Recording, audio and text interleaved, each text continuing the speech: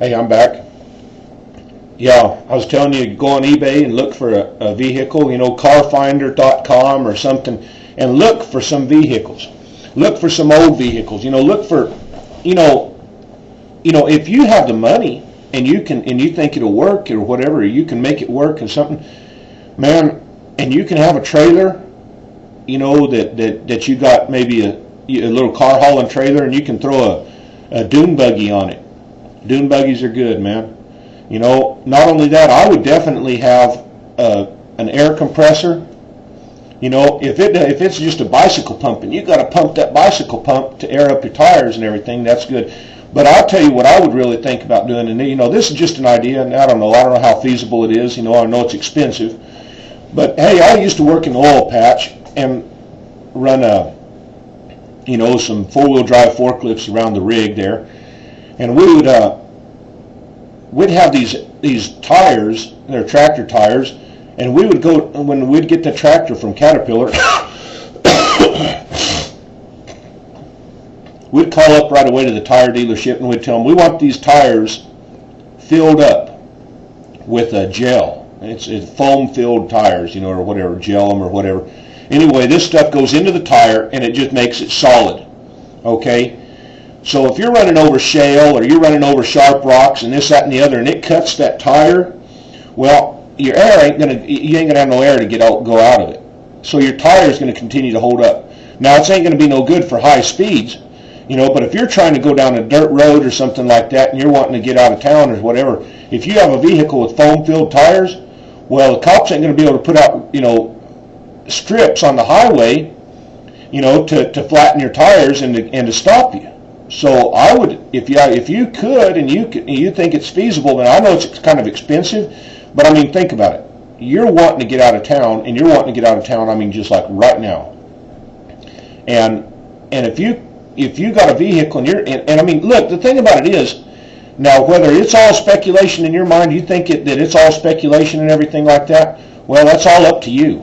I mean, you can believe that all you want, and if that's the way you believe, I want you to continue to watch my video here, but I want you to understand that whether you think it's speculation or not, chances are it's good to know this. It's good to have it in your mind, and if you can do this and you have the money to do it, I would definitely make an investment, man.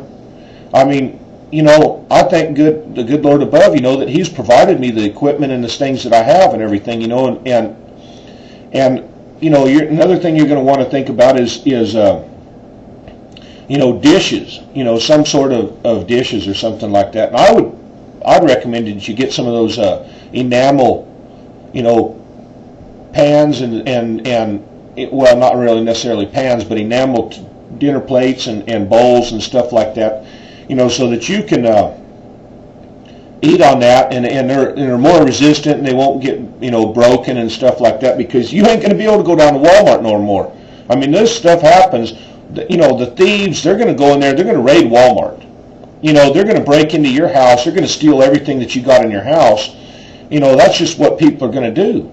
So if you're in a big city, the people are going to riot. And you need to think about this. What happened in Katrina? That happened over there. The floodwaters come in. I mean, there wasn't a whole lot of looting and everything like that immediately on a lot of the other houses and everything, because, I mean, it was all underwater. But by golly, up the road a ways, they was robbing Walmart. They stripped that store down to nothing.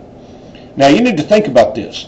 You need to be able to have your clothes in a bag and in the back of your truck. And I mean, if you can get your family and get in the back of a vehicle and get them in the cab of the truck or whatever, under a camper or something like that, and you can get the heck out of Dodge, I mean, like right now, that's going to be the best thing for you, because you're not going to want to stick around for the storm afterwards. You're not going to want to wait for FEMA to come in there and hook you up with a place to live, because they're not there. They don't really care about feeding you and taking care of you anymore. Their ideas are strictly, that they want to, they want to contain the situation, and they want to limit, liability. But if you can be self-sufficient without depending on the government and everything like that, I think that's very important. Now, that's my opinion. Now, you may want to discount it. I don't care, But I mean, if you're watching this, I'm hoping that you're thinking about this. Get out of town. Go as far as you can. If you can carry fuel cans, if you got a diesel pickup or something like that, diesels are economic. You can have 20 gallons of fuel, 4-5 gallon buckets or cans of fuel and everything like that in the back of your truck. If you can get more, get more. I mean, but try and keep your fuel tank full. Keep your vehicles full of fuel, and I mean, get out of town. You might want to think about having like an emergency shovel, a saw, an axe, pickaxe. Go down to all outdoors, shops, and go in there and check on something. Check on the outdoor shops and everything about survival gear. What it's going to take. To dig in and dig a foxhole and dig a shelter and build a fire and things. I'm going to show you something that a guy told me about this the other day. It's duct tape, just normal old everyday duct tape. You take a strip of this duct tape and peel it off. This old boy, he said, now you just take that duct tape and water it. Now he's saying, take about a foot long piece, but I'm just taking a little bit of piece of it right here. Now I ain't going to light it up because I don't want to stink up the house. But duct tape is very flammable, and you can take and light this stuff and stick it underneath a little bit of leaves and a little bit of twigs and pieces of wood and everything. That's going to set that wood on fire. It's going to give you a fire starter. That's real good. Another thing that's good for a fire starter is glue sticks. Go and get you some glue sticks down there at Walmart, for your hot glue gun and everything. That stuff's good for fire starter. Get some candles, wax, paraffin. Go to your grocery store, and in the cannon part of the grocery store, go and buy blocks of paraffin. My mom used to have lots of paraffin around the house, and we used to make candles and stuff like that when I was a little kid. That was just home things that we used to put together. But what I'm trying to tell you is this is something that you're going to want to think about. You're going to want to think through this. And you're going to want to train through this. And you're going to want to train your mind through this. You're going to want to make sure that you have your vehicle ready. You got your evacuation route planned. And you drive that evacuation route. Drive down that road.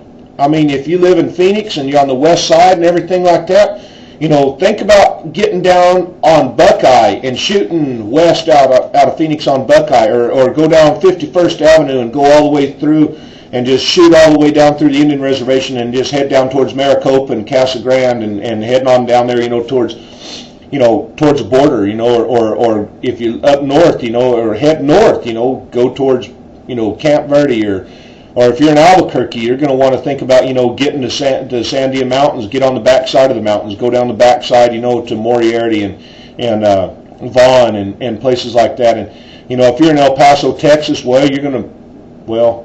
if you're in El Paso, Texas, you're screwed. I mean, I don't know. Maybe you ain't. I'm sorry, I shouldn't have said that. But you can get out of town, head towards Fabens or something like that. I mean, if you're in Tucson, head towards Nogales, or you head towards the mountains, Mount Lemmon or something like that. I mean, you're going to want to get out of town because, they're going to want to lock that place down.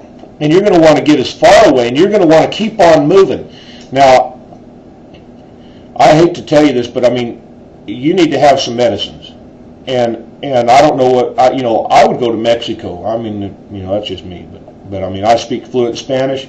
I think that that's the way to go. I mean, it's a very viable option and everything. And that's what I've planned on. That's what I've done, and I just want to tell you, that I hope the best for you. I really do. I don't want to see nobody perish. I don't want to see this happen. But I'm just saying that if this stuff comes to pass, man, we're all trying just to tell you, how to get right, get right with God, go to church, I'll tell you straight up, get baptized in Jesus' name. you know, if that bothers you, I'm sorry, but I have to say that that's my belief. You know, I'm Pentecostal, apostolic, you know, whatever you want to call it, and I'm just telling you that you need to get right with Jesus. Hey, I'll let you go.